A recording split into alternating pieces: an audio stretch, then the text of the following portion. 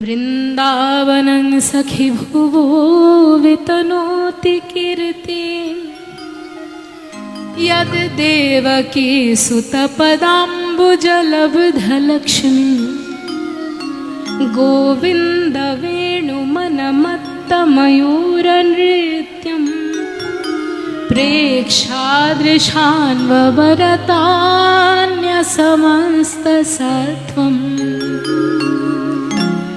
वृंदावनं सखी भुवो वितनोति कीर्ति। বৃন্দাবনের কীর্তি সারা জগতে ছড়িয়ে পড়েছে সখীগণের গানের দ্বারা। ইয়াদ দেবকী সুতপদাম্বুজ লব্ধ লক্ষ্মী, যারা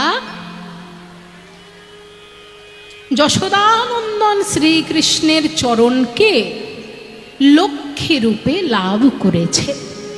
এবার মায়েরা একটা জিনিস ভেবে দেখো, লক্ষ্মী রূপে যদি কেউ শ্রীকৃষ্ণকে চরণকে লাভ করে তার মানেটা কি করে কি দাঁড়াবে? লক্ষ্মী দেবী কি এমনি কোনো জায়গায় চলে আসেন হুট করে? তা তো চলে আসেন না। লক্ষ্মী দেবী, যারা লক্ষ্মীর পাঁচালী পড়েছেন তারা জানেন যে লক্ষ্মী দেবী বড় চঞ্চলা। একবার যদি লক্ষ্মীকে কোনো মানুষ একটু অবহেলা করে, সেই লক্ষ্মী দেবীর ভালোবাসা যে আবার কবে আপনার প্রতি জন্মাবে তার কোনো ঠিক নেই। তাহলে লক্ষ্মী দেবী হঠাৎ করে বৃন্দাবনে কি করে চলে এলেন যশোদা সুতের দ্বারা?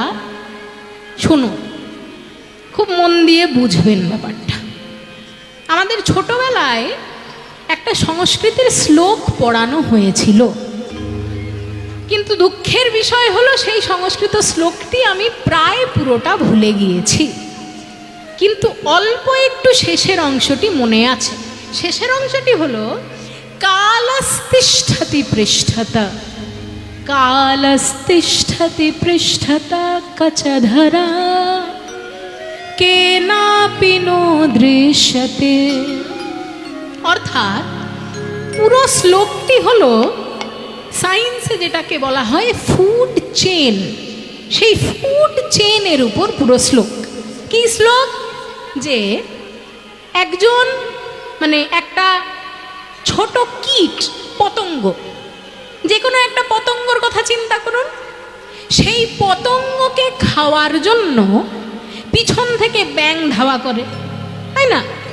একটা পতঙ্গ জানে না যে ওর পিছনে একটা ব্যাঙ দাঁড়িয়ে রয়েছে ওকে খাওয়ার জন্য। আবার ব্যাঙ জানে না যে ব্যাঙের পিছনে একটা সাপ দাঁড়িয়ে রয়েছে ওকে খাওয়ার জন্য। আবার সাপ জানে না যে সাপের পিছনে একটা ময়ূর দাঁড়িয়ে রয়েছে ওকে খাওয়ার জন্য। আবার ময়ূরও জানে না যে ময়ূরের পিছনে একটা বাঘ দাঁড়িয়ে রয়েছে ওকে খাওয়ার জন্য। আবার বাঘও জানে না যে বাঘের পিছনে একজন ব্যাধ তীর ধনুক নিয়ে দাঁড়িয়ে রয়েছেন ওর প্রাণ নেবেন বলে। দেখুন, ছোটবেলাতে পড়ানো হয় না খাদ্য খাদক সম্পর্ক? তোদেরকে পড়ানো হয়েছে? পড়ানো হয়েছে খাদ্য খাদক সম্পর্ক? তাহলে পতঙ্গকে কে খায়? ব্যাঙ। ব্যাঙকে কে খায়? সাপ। সাপকে কে খায়? ময়ূর। ময়ূরকে কে খায়? বাঘ। বাঘকে মারে কে? মানুষ, ব্যাধ। তাহলে মানুষ হলো সর্বোচ্চ খাদক শ্রেণী, কিন্তু মানুষও ভুলে যায় যে মানুষকে মারার জন্য, মানুষের প্রাণ নেওয়ার জন্য স্বয়ং যমরাজ তার পিছনে দাঁড়িয়ে আছে। কালস্তিষ্ঠতি পৃষ্ঠতা কচধরা। কচা মানে হলো চুল, আস্তে আস্তে। কচধরা মানে হলো চুল ধরে। মহাকাল মানুষের চুল ধরে তার প্রাণ টেনে নেওয়ার জন্য পিছনে দাঁড়িয়ে থাকে, কিন্তু মানুষ জানতে পারে না।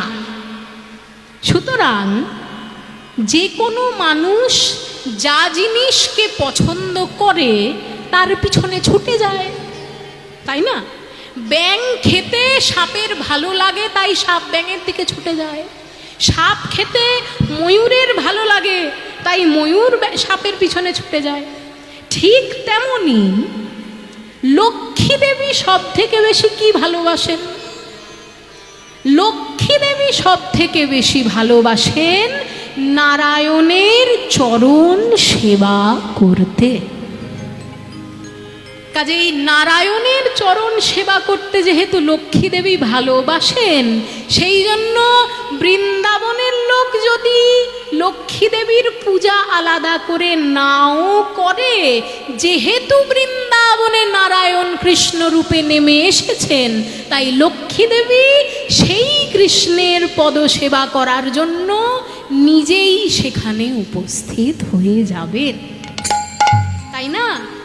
ধরুন কোনো স্বামীর যদি চাকরির জন্য দূরে থাকতে হয়, সেই স্বামী ধরুন এই বাংলা ছেড়ে ব্যাঙ্গালোরে গিয়ে থাকছে। এবার তার যে স্ত্রী, সে কি সারা জীবন বাংলায় পড়ে থাকতে পারবে? তার মনে হবে আমার স্বামী যেহেতু ব্যাঙ্গালোরে রয়েছে, আমি অন্তত 1 মাস হলেও তার কাছে গিয়ে তার সমস্ত কাজগুলো গুছিয়ে দিয়ে আসি। কাজেই স্বামী প্রিয়তম যে স্থানে থাকে, স্ত্রী প্রিয়তমা সেই স্থানে আপনি চলে যায়। সেই জন্য নারায়ণ যেহেতু গোবিন্দ রূপে নেমে এলেন বৃন্দাবনে, তাই মা লক্ষ্মী দেবী সেই নারায়ণের দেখা পেতে বৃন্দাবনে স্বয়ং উপস্থিত হলেন। यद्देवकी सुतपदाम्बुजलब्धलक्ष्मी गोविन्दवेणुमनमत्तमयूरनृत्यं प्रेक्षादृशान्वरतान्यस